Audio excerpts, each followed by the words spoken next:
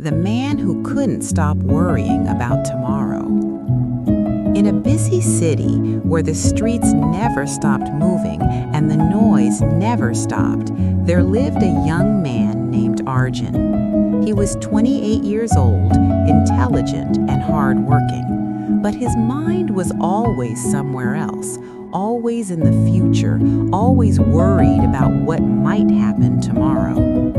Arjun had a good job, he made decent money, he had an apartment, he had friends, but he couldn't enjoy any of it because his mind was consumed with worry.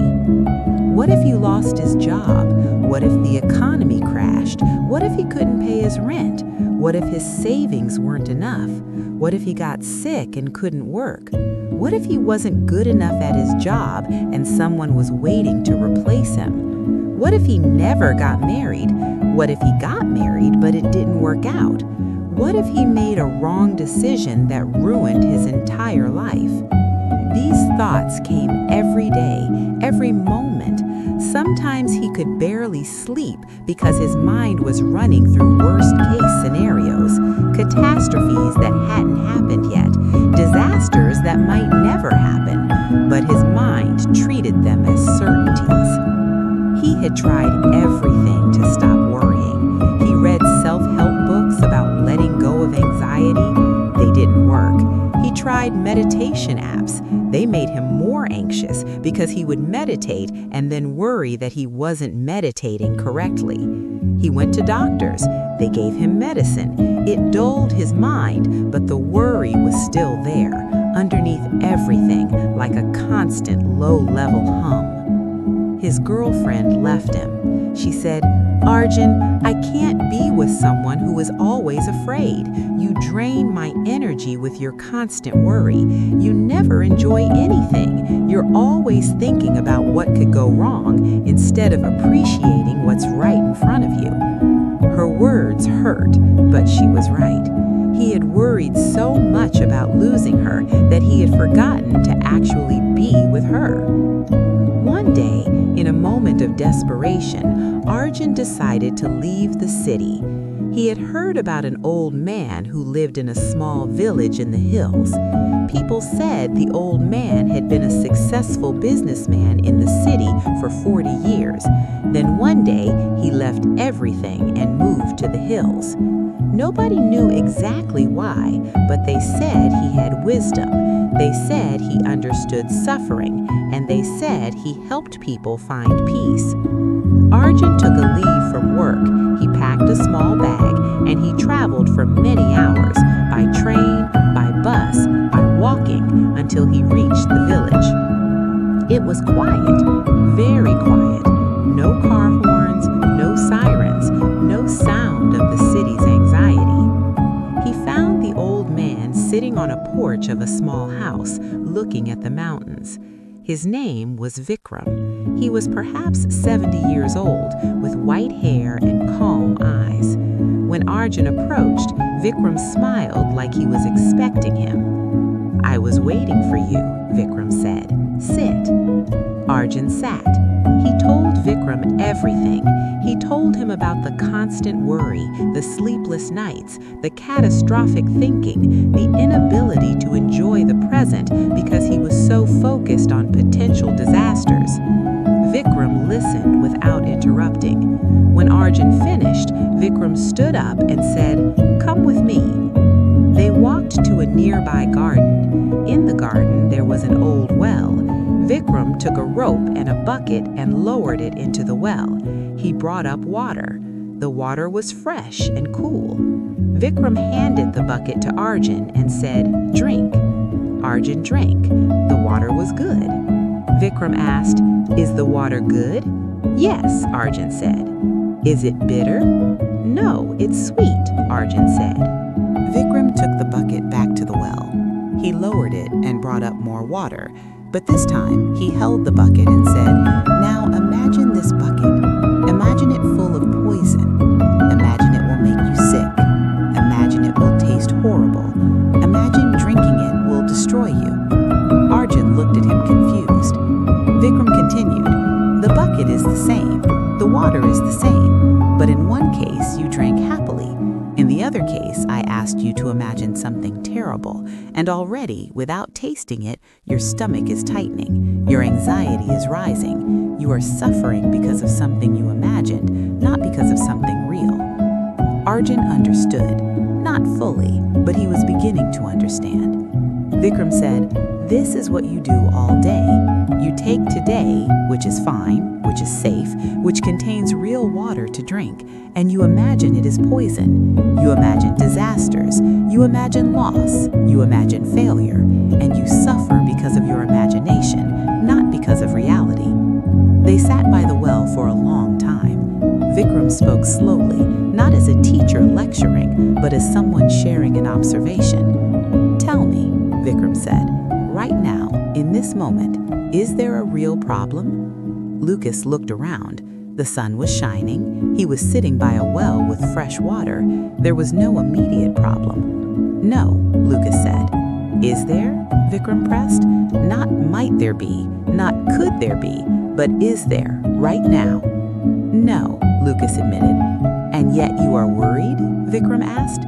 "Yes, I'm worried about tomorrow, about next month, about what could happen." Vikram stood up and looked at the mountains. He said, "The worry you are feeling right now is about something that does not exist. It has never existed. It may never exist, but you are suffering as though it is real." He turned to Lucas. "I will tell you something. When I was in the city, I was like you. I worried constantly. I had a successful business, but I was always anxious about losing it. I had money, but I was always worried I wouldn't have enough. I had a family I loved, but I was always afraid something would happen to them." He paused. "One day I realized something. All my worry never prevented a single bad thing from happening, and all my worry prevented me from enjoying the good things that were actually happening." Vikram sat back down. "I had worried for 40 years, and in those 40 years, yes, bad things happened. People I loved died, business failed sometimes, money was lost, but none of it was made better by having worried about it in advance. In fact, the worry made everything worse, because I experienced the pain twice, once in my imagination and once in reality." He looked at Lucas. "I will tell you something. When you are doing the same thing, you are experiencing your life twice, once in the future you imagine, and once in the present that is actually here." Vikram stood up. "Come, I will show you something." They walked through the village. They saw children playing. They saw an old woman selling flowers. They saw a man working in his field. They saw people living their lives, working, struggling, but also existing, being present, talking to each other. Vikram said, "These people have problems, real problems. The farmer might lose his crop. The old woman might not sell her flowers. The children might get hurt. But look at them. They are not consumed by these possibilities. They are living." They came back to Vikram's house as the sun was setting. The sky turned orange and pink and purple. It was beautiful. Vikram asked, "Are you worried right now?" Lucas realized he hadn't been. He had been so focused on the sunset that the worry had quieted. "No," Lucas said. "Why not?" Vikram asked. "Because I was paying attention to what's in front of me." "Exactly," Vikram said. "Worry lives in the future. Presence lives in the now. You cannot live in both at the same time. Right now you are choosing. You are choosing between being here or being in the future. Most people choose the future." They sat in silence as the sun disappeared. Vikram spoke again. "I will give you a task. Tomorrow, when you wake up, before you let your mind go to the future, I want you to do something. Feel your body. Notice your breath. Notice what you can see, hear, smell. Stay present for as long as you can." "Then what?" Lucas asked. "Then worry will still come. That's okay. It will come. You are not trying to stop it. You are just noticing it, like you would notice a cloud passing in the sky. You see the cloud. You don't judge it. It comes and it goes." The next morning, Lucas woke up and did what Vikram asked. He noticed his breath. He felt his body. He looked at the light coming through the window. For a few minutes, there was no worry. There was just being. Then the worry came. His mind said, "But what about Monday? What about work? What if—" But instead of fighting the worry or believing it, he noticed it like a cloud, and he went back to his breath. He did this all day. Every time his mind went to the future, he would gently bring it back to the present. Not forcefully, just gently, like a hand guiding a child back to the room. By evening, something had shifted. He was tired, not anxious tired, but peaceful tired. The kind of tired that comes from not being at war with your own mind. He spent 7 days with Vikram. Each day, the task was the same. Stay present. When the mind goes to the future, gently bring it back. By the 7th day, Lucas understood something fundamental. The future doesn't exist. Not really. There is only the present moment, and in the present moment, everything is okay. There are no disasters. There is only this breath, this moment, this now. And when Lucas fully understood this, something loosened inside him. Not completely. The worry didn't disappear entirely, but it had lost its power because he saw that it was based on a lie. The lie that the future was real. The lie that he could control the future by worrying about it. The lie that he was safer if he worried. On his last day, Lucas asked Vikram, "Will the worry come back when I return to the city?" Vikram smiled. "Yes, the patterns are deep. Your mind has been trained to worry for 28 years. It will try to return to that pattern. But now you know something.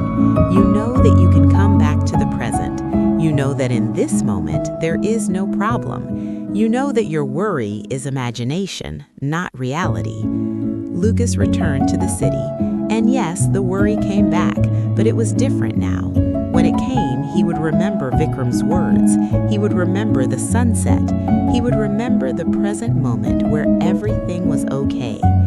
When worry said, "What if you lose your job?"